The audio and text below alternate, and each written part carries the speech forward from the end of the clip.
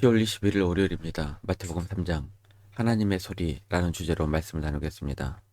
먼저 기도로 시작하십시오. 성경을 이리 삼기 바랍니다. 꾸준한 용성을 여는 당신의 등을 변화시킵니다. 첫 번째, 세례 요한 1절입니다. 그때 세례 요한이 이르러 유대 광야에서 전파하여 말하되 2장 마지막 부분에서 요셉과 마리아는 아기 예수를 데리고 나사렛에 가서 거주하게 됩니다. 그 후 3장까지 약 30년의 시간이 흐르게 됩니다. 나사렛에 거주했던 그 30년의 기간은 성경에 기록이 거의 없습니다. 12살 때 부모님과 함께 성전에 다녀간 이야기가 전부입니다.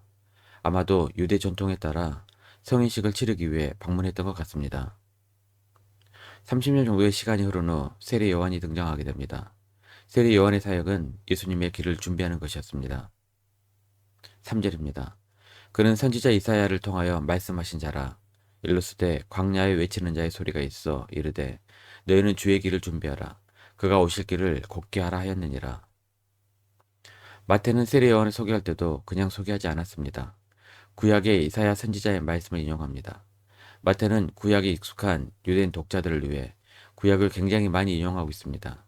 대략 59절 이상을 구약에서 인용하고 있습니다. 구약과 신약 사이의 400년의 기간은 성경에 전혀 기록이 없습니다. 그래서 이 시기를 암흑기 혹은 침묵기라고 부릅니다. 정확하게 말하면 신구약 중간시대입니다. 신구약 중간시대에는 제사도 드렸고 중간에 왕들도 있었지만 하나님의 말씀을 전달할 선지자들이 존재하지 않았던 영적 암흑기였습니다.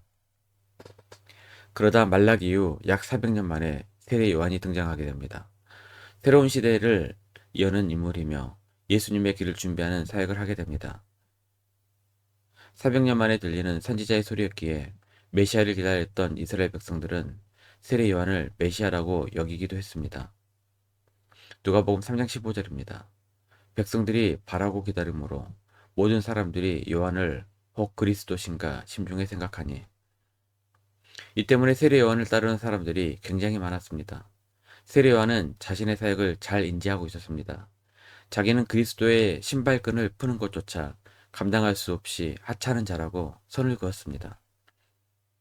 2절입니다. 회개하라 천국이 가까이 왔느니라 하였으니 세례 요한은 회개와 천국을 전파했습니다. 천국은 풀어 말하면 하늘나라입니다. 마가와 누가는 하나님 나라라는 용어를 사용하는데 마태는 하늘나라를 사용합니다. 아마도 유대인들 독자들이 하나님의 이름을 함부로 부르는 것을 금기시했기 때문인 것 같습니다. 세례 요한은 회개와 천국을 전파하면서 예수님의 길을 준비했습니다. 지금 우리들도 다시 오실 예수 그리스도의 길을 준비해야 합니다. 무엇보다 가정구원을 위해 힘써야 합니다. 더 나아가 한 영혼을 소중히 여기는 일이 다시 오실 주님의 길을 준비하는 것입니다. 두 번째, 세례 5절 6절입니다. 이때 예루살렘과 온 유대와 요단강 사방에서 다 그에게 나아와 자기들의 죄를 잡아가고 요단강에서 그에게 세례를 받더니 세례 요한은 400년 만에 다시 나타난 선지자와 같은 인물입니다. 메시아로 착각할 정도로 유명세를 많이 타고 사람들이 찾아왔습니다. 성령께서 역사하시는 자리에는 항상 자신의 죄를 잡아간 일들이 벌어집니다. 자신의 죄가 추악하다는 것을 깨닫게 되기 때문입니다. 자기가 의롭다고 여기는 것은 교만입니다. 성령을 체험하지 못했기 때문입니다. 우리가 의로운 것이 아닙니다. 단지 하나님께서 믿는 우리를 의롭게 여기셨을 뿐입니다. 그렇기 때문에 우리는 늘 우리의 죄를 고백하고 죄에서 돌이키는 회개를 해야 합니다. 요즘 회개가 사라진 시대입니다. 회개가 사라진 마음은 바리새인과 사두개인의 모습과 다를 바가 없습니다. 7절입니다. 요한이 많은 바리새인들과 사두개인들이 세례 베푸는 대로 오는 것을 보고 이르되 독사의 자식들아 누가 너희를 가르쳐 임박한 진노를 피하라 하더냐. 진정한 회개가 없는 세례, 예배, 그리고 삶은 외식하는 모습입니다.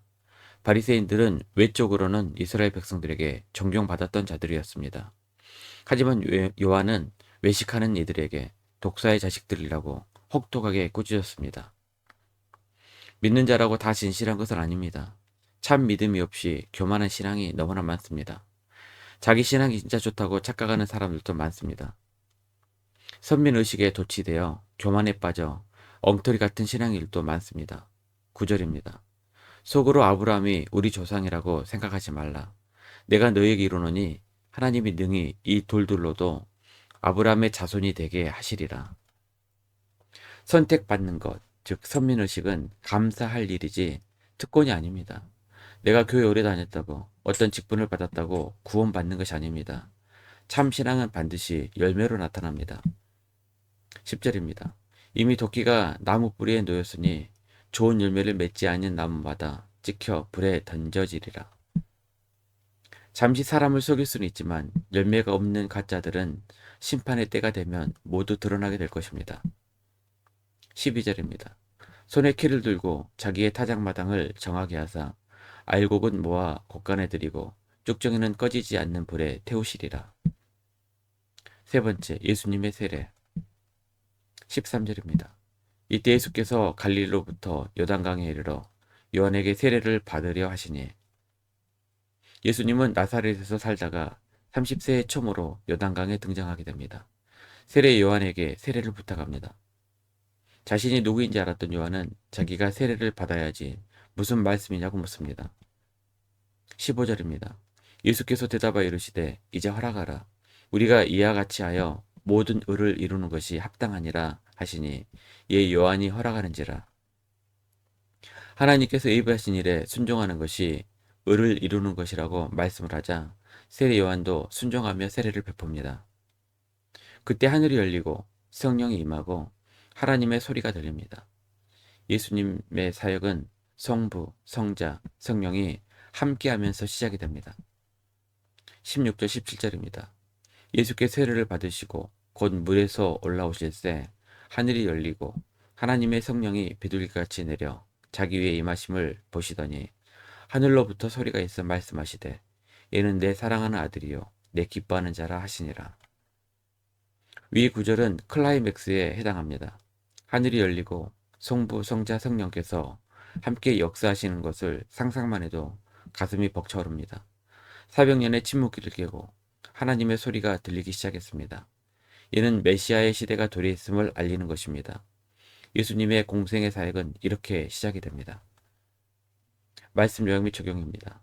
첫 번째, 선민의식도 조심해야 하고 직분은 겸손히 섬기는 자리로 여기고 늘 자신의 죄를 회개할 줄 아는 성도들이 되시기를 바랍니다. 두 번째, 가정구원과 전도, 간증을 통해 다시 오실 예수님을 준비할 수 있는 우리 모두가 되었으면 좋겠습니다. 1년 성경도 주간계획입니다. 오늘 월요일 마가복음 10장에서 14장까지 말씀 천천히 묵상하십시오. 10월 중보기도 제목입니다. 5가지 기도를 보고 기도하시고 개인과 교회를 위해서 기도해 주시기 바랍니다. 가정에서 기도가 힘드신 분들은 교회 나오셔서 주중기도 시간에 이용하시면 됩니다. 주중기도는 새벽 6시부터 밤 10시까지입니다. 편안한 시간 나오셔서 정기적으로 기도하시기 바랍니다. 하루 30분씩 최선을 다하시기 바랍니다. 그러면 여러분의 삶이 변화될 것입니다. 영상을 다 보신 분들 확인 문자를 보내시거나 유튜브에 댓글로 달아주시면 정기적인 영상 올리는 도움이 될 것입니다. 오늘 하루도 승리하시길 기도합니다.